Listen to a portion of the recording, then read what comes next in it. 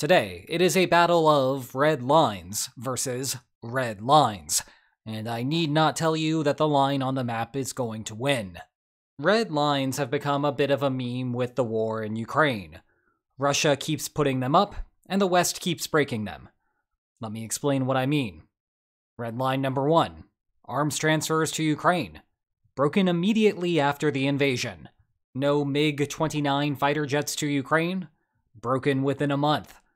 No long-range missiles like the HIMARS-fired Gimlers. Well, we all know that was the story of summer 2022. No Patriot missiles. Broken at the beginning of 2023. No Western soldiers deployed. Keep it quiet, but special forces have been there in non-combat roles. No F-16s. Broken last summer. Remember those Gimler missiles? Well, they are okay, but absolutely nothing with longer ranges. Nope. Enter ATACMS and Storm Shadow. Well, actually, we meant that you cannot fire them into Russian territory. Broken this year. Okay, but you definitely cannot invade Russia. Welcome to Kursk, August 2024. And despite the laundry list that we just went through, all you got there was only a flavor. Many more red lines have been broken over the years. Heck, there is even a Wikipedia page dedicated to the subject. All of this would seem to suggest that red lines do not exist. And while it is true that red lines are silly, red lines are most certainly a thing, and it is the latter group that currently drives American foreign policy thinking. Let me explain the difference, and why these red lines give rise to these red lines. I will illustrate this with the Russia-Ukraine problem because we are more familiar with it, but eventually I will connect it back to Western arms transfers. In coercive diplomacy, the goal is to strategize your way to the outcome that you want. Broadly, you can accomplish this through two means. 1. Negotiations, and 2. War. Unfortunately, absent a world police, sorry United Nations, war is always an option. So if a country is going to follow through on an agreement, at least in the short run, it must reason that the deal is better than what it can expect from war. Let's visualize this. Suppose that this white line represents what Russia anticipates that it can get from war. But war is expensive, and will result in a whole bunch of lives lost. If we convert this into a value of territory, then we can use the space between this white line and this red line to represent the lost value. Note that this is not a red line. It is a red line. It, by definition, is what is minimally acceptable to the party. Obtaining anything less through negotiations will lead to the side in question declaring war.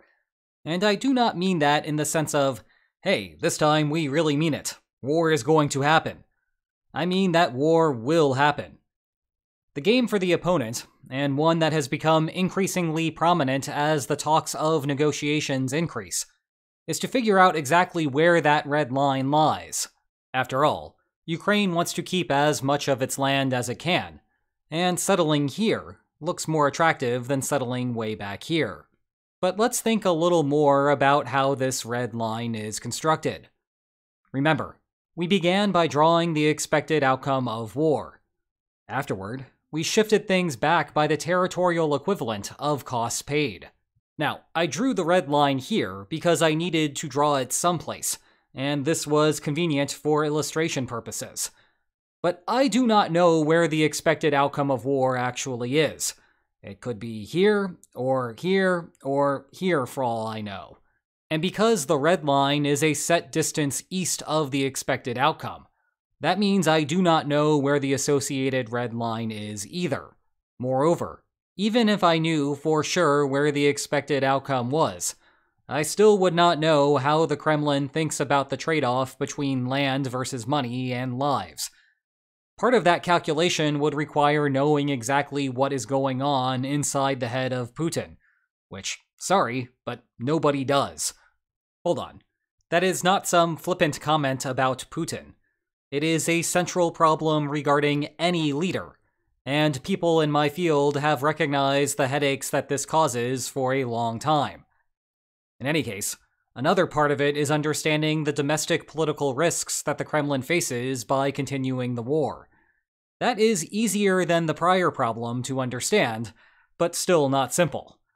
As a result, holding fixed an expected outcome, Russia's red line could be here, or here, or here, or here. Cases where Putin does not care at all and is politically vulnerable will fall on this end, while this case represents great territorial importance and political stability. Now, governments spend ridiculous sums of money trying to get answers to these questions. Consequently, they have a better idea about what is happening than you or me. But they still do not know, which, mini side rant, is why you should not follow analysis that purports to be able to predict what is going to happen. If Langley does not know, we do not know either. Rather, follow analysis that helps you understand why things are happening, because we are all clueless about the internal machinations of the Kremlin. Anyway, that is how we end up with red lines. It is a game to try to shape the information space. Remember, bargaining has distributional consequences. Ukraine would not want to make concessions out to here when keeping out to here would have been sufficient. In turn, Russia wants to do everything that it can to convince Ukraine that its red line is out to here, even if it is really here. The same is true of the bilateral relationship between the United States and Russia, except instead of lines on maps, we are talking about lines on a continuum of possible armaments to Ukraine. Not quite as catchy, but let's go with it. The Biden administration would like to increase arms transfers, within reason, whereas the Kremlin would like the opposite. The trade-off for the Kremlin is that being in open conflict with the United States would yield some net level of transfers, but would come at the cost of fighting the world's greatest military power. Despite the risks there, at some point the Kremlin will begin to resist. So, the game for the United States is to figure out how to unlock as much as possible without triggering a meaningful response from Moscow. However, just like the map example, there is the same problem with not knowing exactly where the breaking point is. And also like the territorial situation before it, the United States has some guesses there, but lacks direct knowledge. Hence the formation of those red lines. The Kremlin wants to bluff because if someone believes your bluff, then you will obtain a better outcome. Of course, states understand this incentive and realize that there is very little direct punishment for lying in international relations. Hence, the West has blasted through Russia's alleged red lines, because Western leaders do not believe that they are Russia's actual red line. They think that they are concepts of a red line. Of course, those leaders still do not know where the actual red line is, and they continue to use new information coming in to calibrate their understanding. That, in turn, explains why we keep seeing more red lines laid down, and then subsequently crossed. This is not a new phenomenon, of course, nor is it one that is just limited to Russia. Actually, in Russia, the phenomenon is known as China's final warning, for a Cold War situation where Beijing kept issuing one last notice, only to issue another last notice. You may have heard about this more recently during Nancy Pelosi's visit to Taiwan in 2022, and the empty threats from the People's Republic of China that came along with it. Meanwhile, heaven knows how many of Washington's red lines that North Korea has crossed with its nuclear program, or how many of Israel's red lines that Iran has crossed with its nuclear program. But this is the one that is in the news at the moment. The apparent moving target has led to a perception that Russia's actual red line is non-existent, and that the West should just keep pushing. But let's look at what assumptions are necessary for that to be true. For the sake of illustration, suppose that Russia's actual red line could be in one of 5 positions, ranging from light US arms aid to Ukraine at one end, to a NATO invasion of Moscow at the other. It is safe to say that Russia would certainly react to that last option, so the idea that no red line exists at all is silly. Now, as an exercise for yourself, why don't you pause the video for a second?